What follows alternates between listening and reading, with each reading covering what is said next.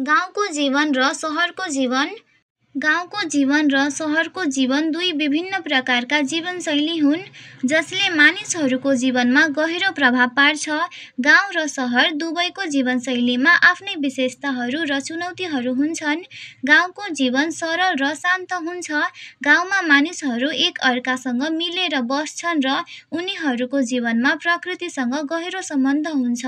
गाउँमा जीवनको गति सुस्त हुन्छ र मानिसहरूले एक अर्काको सहयोग गर्छन्। गाउँमा खेती र पशुपालन मुख्य पेशा हुन्छ र मानिसहरूले आफ्नो दैनिक जीवनमा यी कामहरूमा व्यस्त रहन्छन्।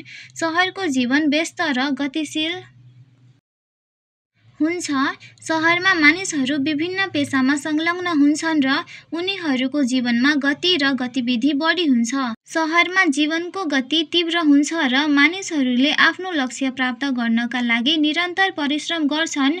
सहरमा शिक्षा, स्वास्थ्य, मनोरञ्जन आदि सुविधाहरू सहज रूपमा उपलब्ध हुन्छन्। गाउँ र सहरको जीवनमा धेरै फरकहरू छन्। गाउँमा जीवन सरल र शान्त हुन्छ भने सहरमा जीवन व्यस्त र गतिशील हुन्छ। गाउँमा मानिसहरू एक अर्कासँग मिलेर बस्छन् भने सहरमा मानिसहरू व्यक्तिगत जीवनमा बढी ध्यान दिन्छन्। गाउँमा जीवनको गति सुस्त हुन्छ भने सहरमा जीवनको गति तीव्र हुन्छ।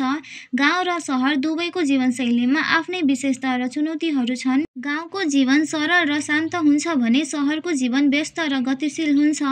दुवै जीवनशैलीको आफ्नै महत्त्व छ र मानिसहरूले आफ्नो रुचि र आवश्यकता अनुसार जीवनशैली छनौट गर्छन्। धन्यवाद।